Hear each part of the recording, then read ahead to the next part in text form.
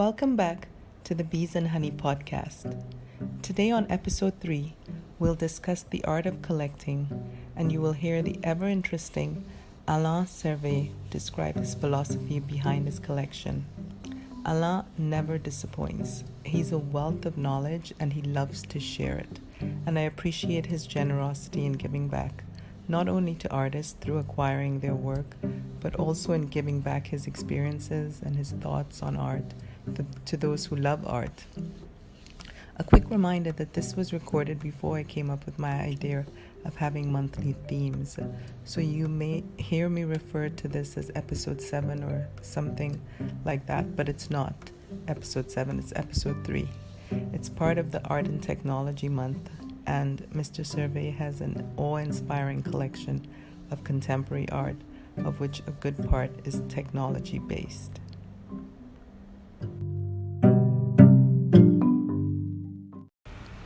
What I love about Anchor is that it's given me creative control of my own material. I was approached by a big company to do a podcast about the art world, and I didn't want to sign over all rights to them. Anchor has allowed me to make this podcast and to keep creative control as well as financial control in terms of advertising. Anchor gives you everything you need in one place for free. You can use it on your phone or your computer. There are tools that help you to upload your recordings that you've done separately or on the app. They'll distribute it for you as well, which again, I couldn't wrap my mind around distribution, and they have it all there for you in one place: Spotify, Apple Podcast, Google Podcast, and many more. You can easily make money from it as well. They help you advertise. As you can see right now, I'm getting my first ad out through Anchor. And all you have to do is download the app or go to anchor.fm to get started. Good luck with your podcast and getting your voice out there and owning your content. Hi, today we're on episode 7, Building an Art Collection, and we speak again with Alain Servais, who spoke so profusely and knowledgeably about art fairs in episode 3. Thanks for taking the time to join us again, Alain.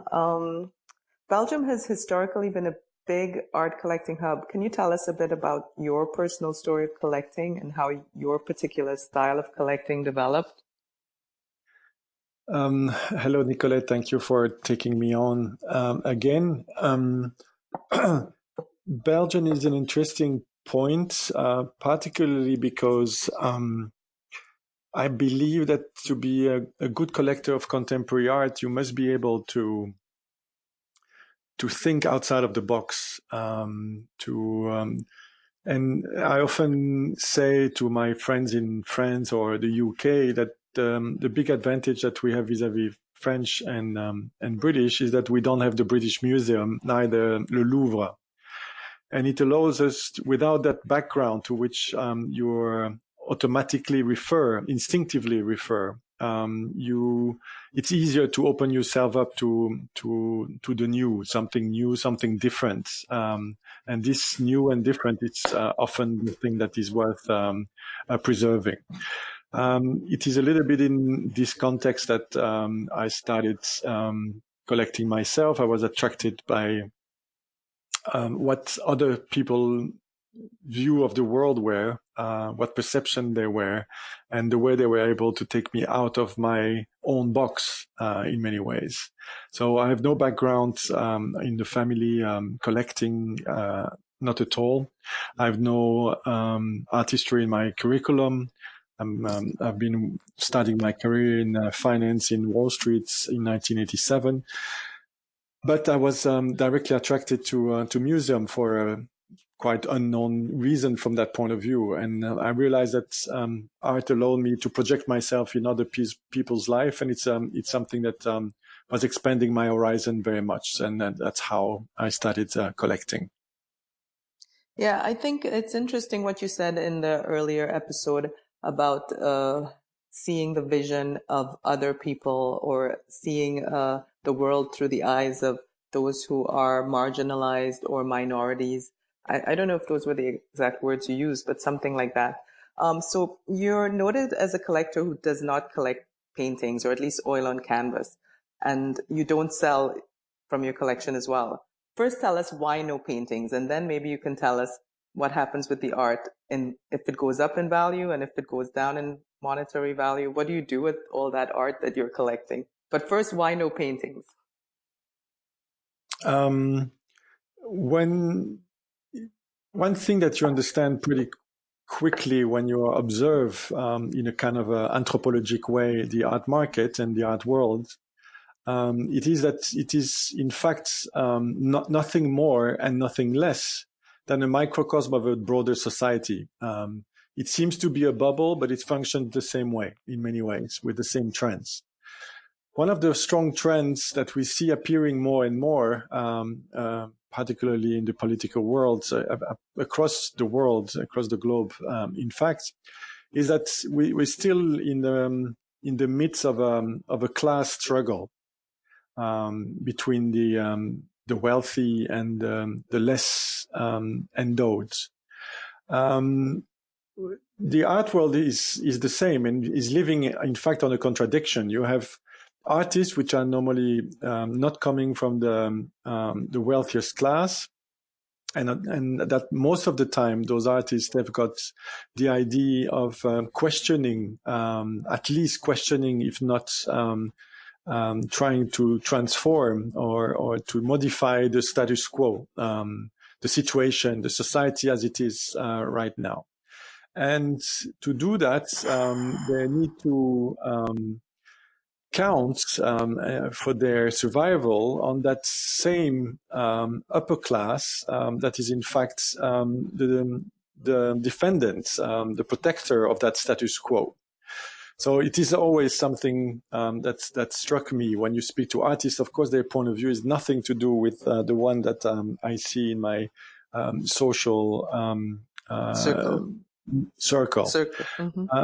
Yes, my social circle. So what appears then is that for a reason I cannot explain myself, is that in that upper class, any trace of painting on a canvas is considered art without questioning, whatever it is. Good, bad, accidental, done by an elephant, a child of 5 years old. It is art. When, as Barbara Kruger said it, she has to justify every time that what she's doing on her plastic canvas is in fact art. The same with installation.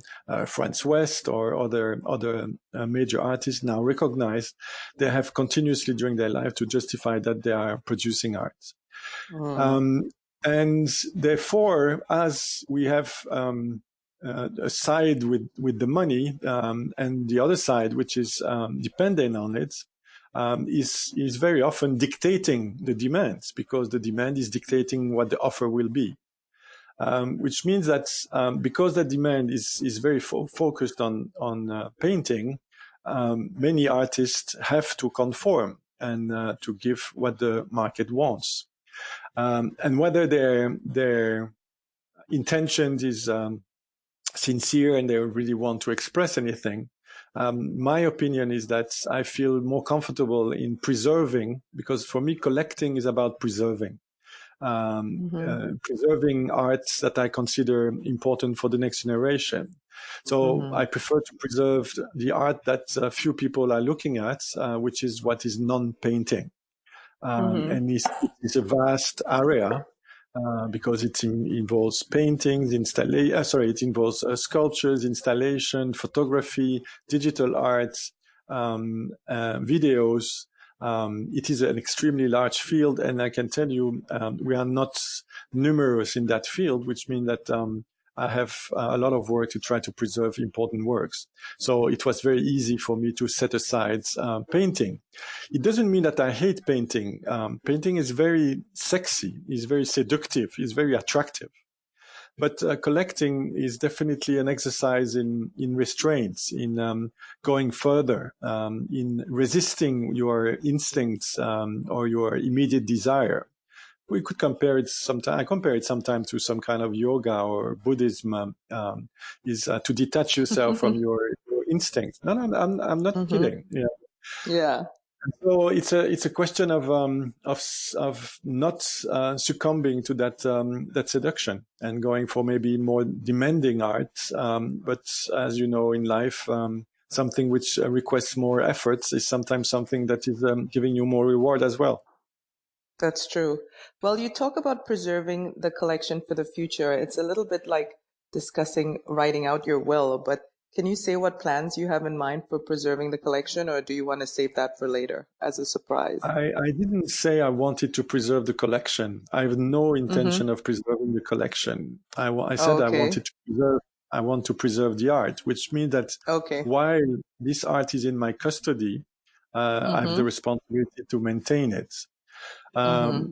For the future, either my children will show interest in this collection, which is not the Mm-hmm. case. Either the last thing Now. They maybe don't now, show yes, interest but now, but they're maybe in already a few years. 21. They're already 21 and 23. So at the moment they Mm-hmm. don't have interest. If that lack of interest continues, Mm-hmm. then I will pass this art to other people that are interested in preserving it. Mm-hmm. And there's probably a large part, like in every collection, that will find no other way to leave my house than to stand on the sidewalk. And I God. would recommend people that the day that it will be announced that they hang around my place. I'll be there for sure. So right now Hmm. you're in Jakarta. Maybe you can tell us a little bit about your trip in terms of the art that you've seen at the fair there and outside of the fair, because I know you said you might do some studio visits. Yeah, we already we're 5 days in Jakarta, and we already done something like 16 studio visits, which is not bad. Oh my God, The idea is exhausting. I've got to go back a few years, and you're New York based. You're working in the US, and I used to go to the US. I've been collecting for about 23 years. At that time, Mm-hmm. nobody cared about the investment value of art at all.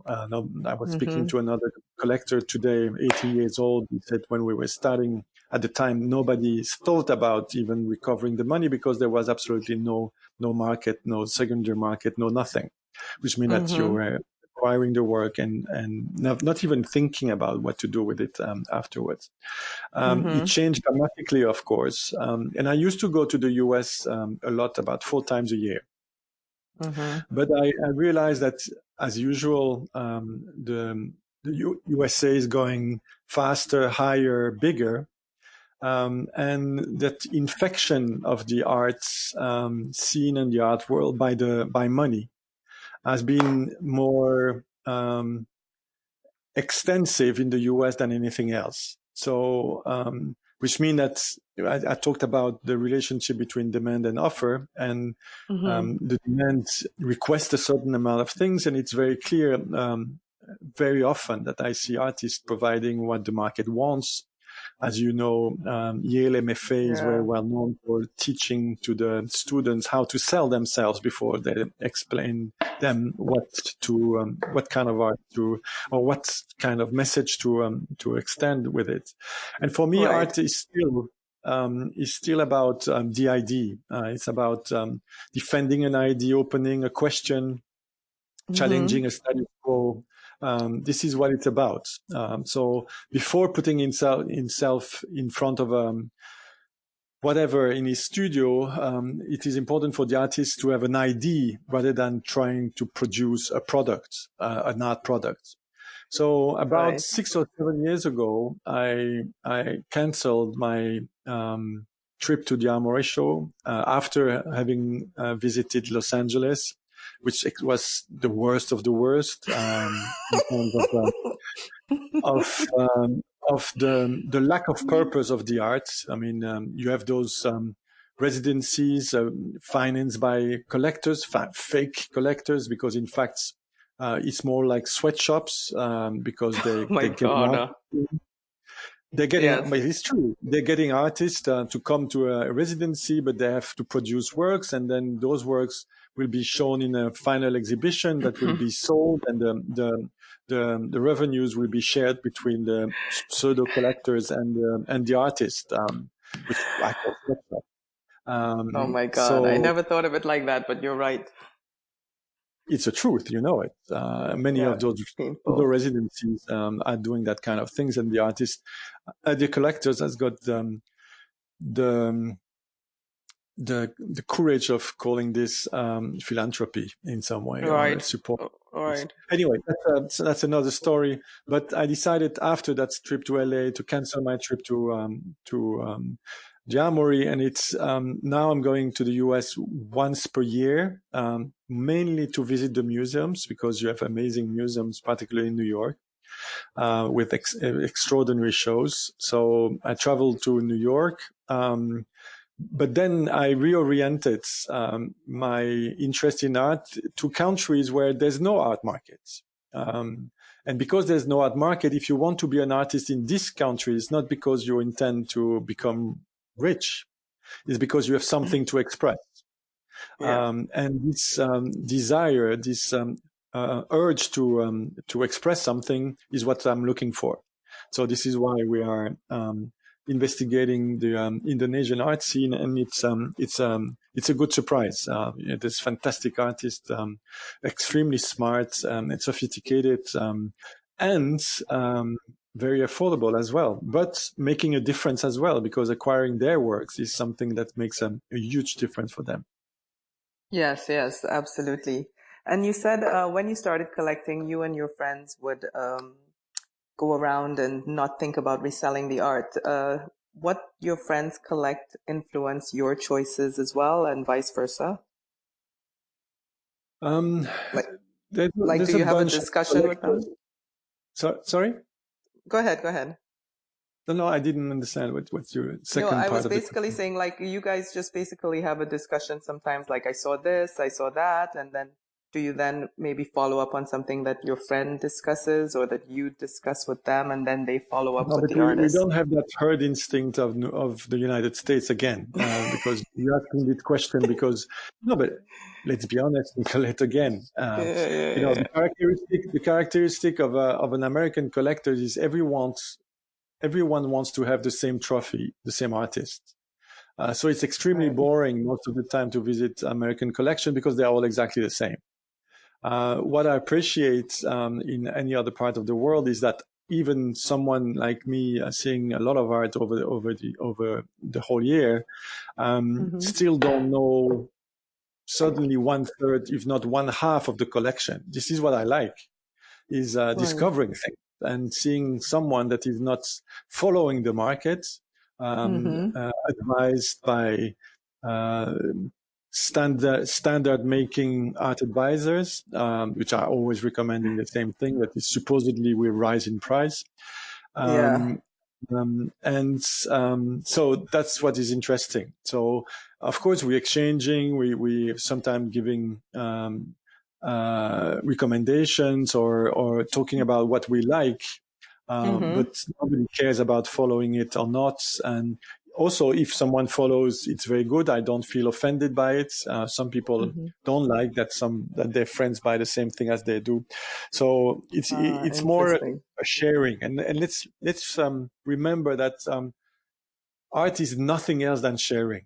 It's sharing ideas, sharing experiences.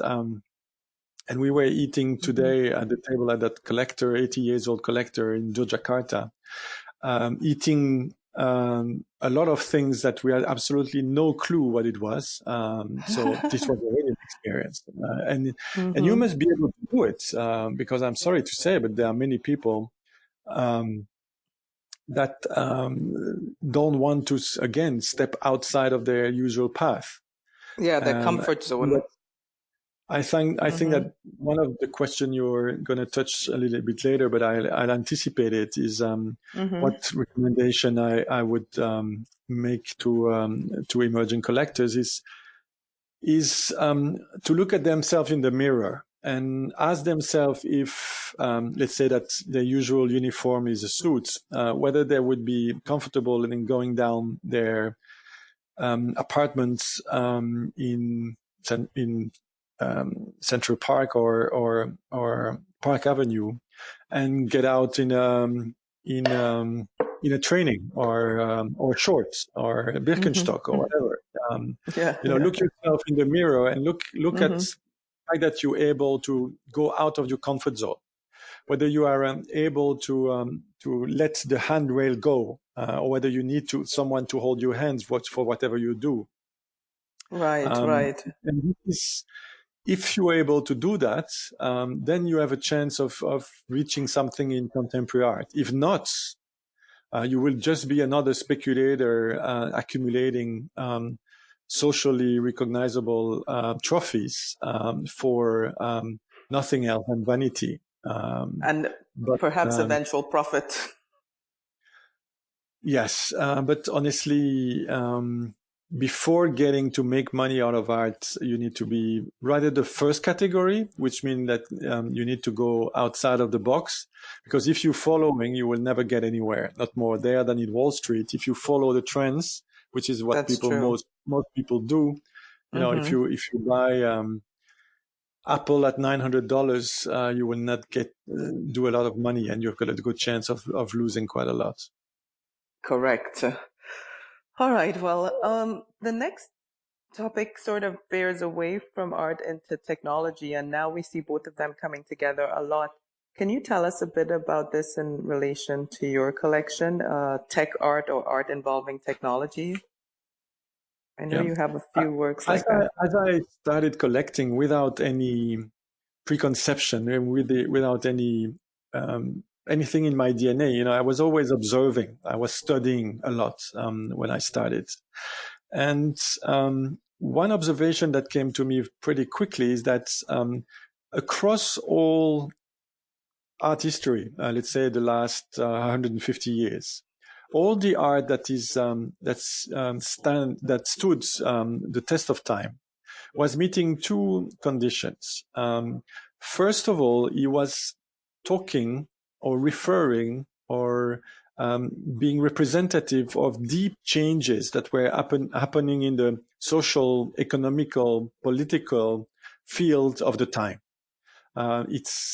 I just illustrate by what I mean by taking a very stupid example is like the Impressionists. The Impressionists would not have existed if they were not happening at the same time as the Industrial Revolution. Before the Industrial Revolution, the society was extremely stiff and organized. There was the nobility, the church. You needed to own a lot of lands. And the rest of the people were mostly some kind of traders or workmen, very marginal. And suddenly the Industrial Revolution made that someone without land was becoming much richer than someone with a lot of lands. This really turned society upside down. And at the same time in the academy, because the academy was ruling how you were painting or creating art, how the size of the man, the size of the woman, the perspective, and so on and so on. And this turning upside down extended to the arts. And of course, it gave slowly rise to the Impressionists of the fact, yes, people give the impression and are not following the canons that were defined by the academy, and then so much so that they had to show themselves in the Salon des Refusés, or the Salon of the Refused at the time, because they were refused by the academy. At the same time, they were also benefiting from technological revolution, because the Impressionists could not have painted from real life outdoor if they didn't have paint in tube. It was also something that was developed at the time, and before that, you had to pay to paint in your studio because you had a very complicated process of creating the paint from pigments and different oil and different mixes, but that were drying pretty quickly. So that stupid technological revolution made a difference.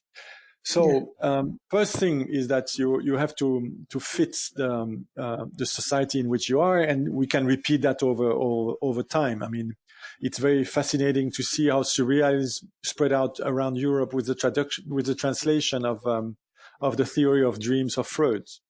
It's Mm. amazing to see how the Dadaists reacted to the butchery that the First World War was by 1917, saying, okay, we thought the humans were wise, but we see they are not. So why should art be wise? Why can't we do anything we want, as stupid as it is? The same with the pop art, which was a reaction to the development of the consumption society, and so on, and so on, and so on. So first condition is you must be related to the society to which you are developing. The second is that very often art must be disruptive, meaning that it is not appreciated at the time it is created. People don't understand it. And it's fascinating. I remember an exhibition I saw in Paris with the accounting of one of the major dealers at the time. And it was funny to compare how a stupid lake with a little boat on it with a sunset was selling for 1,000 times the price of a Gauguin at the time, because nobody wanted the Gauguin, but Mm-hmm. everybody wanted this very comfortable Mm-hmm. landscape that was absolutely, that in fact was totally forgotten by art history. So I Yes. applied the same principle. I said, okay, now let's try to consider the year 2000. What will we remember of the year 2000 in 2200? And it appeared to me very, very clearly that the technological revolution, computer, internet 1.0, internet 2.0, was something that will mark history forever. So I consider Mm. that if I could find artists that were creating art, which is not doing tricky works like gadgets, like a Team Lab, for example, um, but they were really creating something new, something that we see sometimes at the New Museum, for example, in New York. Then I thought it was worth preserving it. And again, it was interesting because it was also meeting the second condition. Because I remember when I bought a work by Sybren Versteeg, it's one of the first work I bought. Sybren Versteeg, who I was very happy to see at the Whitney Museum in the permanent collection now. Yes. This artist, at the time, I left carrying a portable computer. And it was quite a shock for me to say, okay, this is a work of art. So at the time, absolutely no one considered that this was art, which then was meeting the condition of the Gauguin. So I said, okay, digital art and in all its different form is meeting those important characteristics. They are reflecting a very strong development in the social economical context, but they are Mm-hmm. also neglected by the majority of the people. So I said, let's go for it. And I've been a very intense and very happy collector of digital arts. Yes, and I mean the whole blockchain and crypto hype that's been happening in the world as well is translated into some artists using those as medium or tools in their art. Do you have any of those artists? No, no one is using blockchain really with this. You're confusing a little bit because you're looking at too much painting. But No. there are digital art on one side, and then people are trying to use blockchain to introduce some kind of technological hype because blockchain worked well for Bitcoin. So they think that they can replicate that. This is what I see as well a lot in because I'm an investment banker and an investor as well, Mm-hmm. venture capitalist. And I get Mm-hmm. proposal of startups twice a month. And the big mistake that I see arriving often is that people try to repeat something that succeeded in other fields like music or movies, and they say, okay, why not apply it to arts? But this is very often very different. So they're trying to apply Bitcoin to arts, but the problem is that the art market is thriving on opacity. So Right, there's right. no real desire to have to give that transparency. So it's not the technology that will bring the transparency. It is a true change of mentality that needs to come from the market rather than being imposed by an outside technology. So Right. Well, the blockchain is the kind of word that is giving me um, the the chill. heebie-jeebies. Well, my friend who had that exhibition in Zurich, I know it was closed the day you went by, but he had these artists who call themselves the crypto punks. He's selling these things which are basically made out of some sort of cryptocurrency. And then there's this artist called Primavera de Filippi who created a Mm-hmm. plantoid that lives on the blockchain. Basically, you feed it with these either Ethereum or Bitcoin or something else I think it eats, and then she creates other plantoids from the Mm-hmm. money that she gets. Anyways, we'll talk about that another time. The Yeah. next question I had was the art fair versus the biennial. I know you said one of your artists who you started collecting early, he's now in the Whitney collection. So obviously they're getting into this stuff too. How does the biennial influence what you then are able to purchase when you see those same artists at fairs? And is this non-commercial setting somehow better for you to think about art and instead of the pressure of buying it in an art fair? Yeah, it's not really in that sense. It's not the non-commercial pressure because today, in too often and in a unfortunately untransparent way, museums and biennials are often extension of the galleries. So we have to be careful when we say it's non-commercial. But what is true is that I am my hunting ground, my favorite hunting ground are biennials and museums. Why? Because clearly, if you're looking at the best work of an artist, Mm-hmm. every artist will definitely tell you that he will give the best work he can to a Whitney biennial or any biennial that he will show up, or any group show or solo shows that he will do. Right. Second is that you're going to be working with what we can expect to be good professionals, the curators, the artistic director of the museum in question. Those are Mm-hmm. professionals that have been chosen among the best because there are a lot of candidates and few chosen to be curators of those major museums and biennials. Mm-hmm. So they are playing an important role of selecting. And I still count on it. You know, so I'm doing studio visits, but I definitely recognize the importance of good curators and the job they do. Sometimes they do a better job than others. We can always criticize their choices, which is always the case in any biennial Yes. or thing.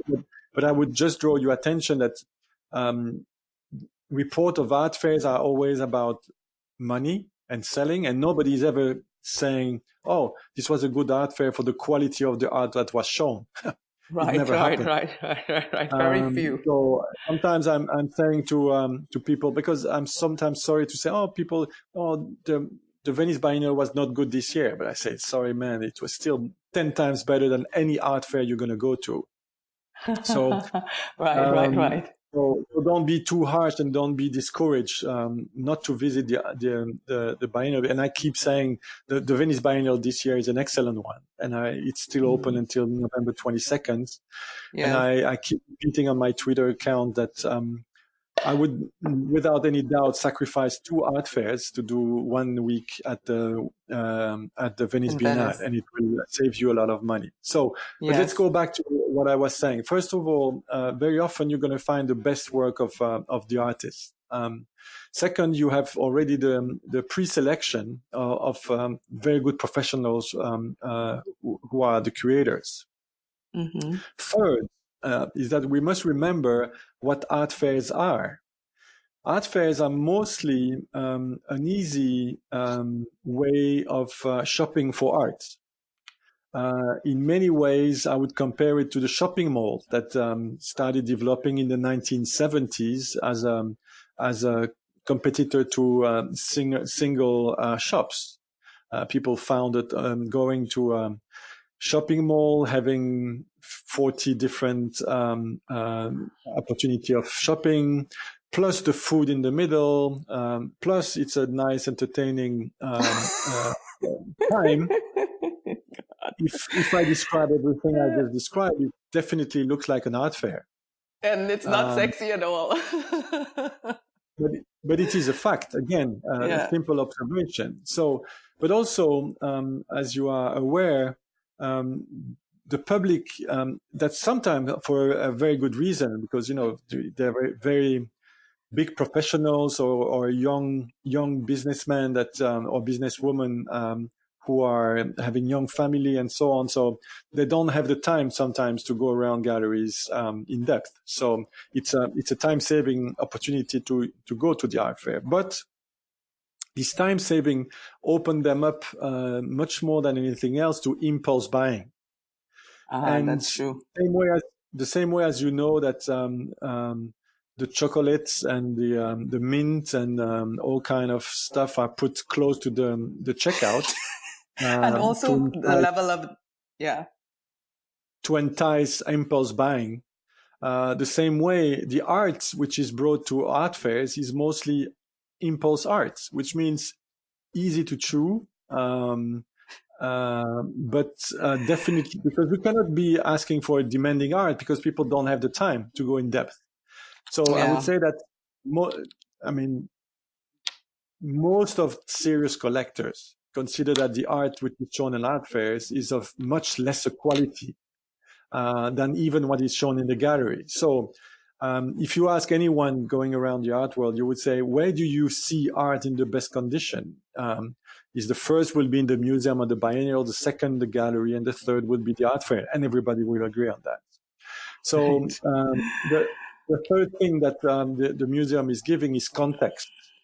Is that the work is put in the right context, and its strength or weakness are appearing much more clearly than they would appear in a kind of a mashup on a booth where the gallerist wants to bring a little bit of yellow, a little bit of blue, a little bit of red, so that it pleases everyone coming by, taking into account the trends in the sofa colors those days. So it's just the way it is. So if I have to make a choice, I will rather buy the works that the artist gave the best of himself, selected by the best curators, put in the right context to understand it.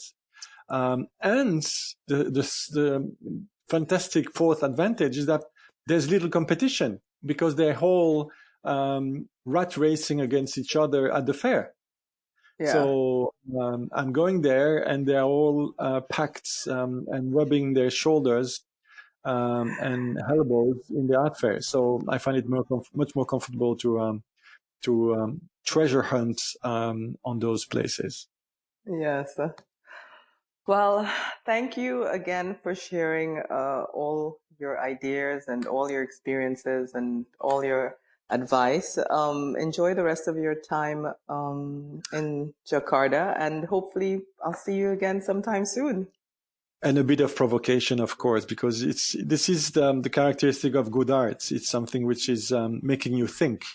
So I'm just hoping that I'm making you with humor also, even if it can appear to be a little bit arrogance, but with a bit of humor and provocation to take yourself and your listeners outside of their comfort zone.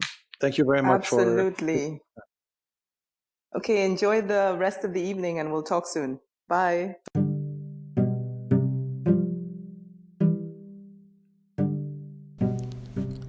I hope you loved this episode as much as I did, and I look forward to sharing my interview with Georg back next week on episode 4 of the Bees and Honey podcast. Georg will explain a lot of the terms around art and technology, as well as give us some ideas about the future of art authentication. See you next week on the Bees and Honey podcast. Thank you for joining me.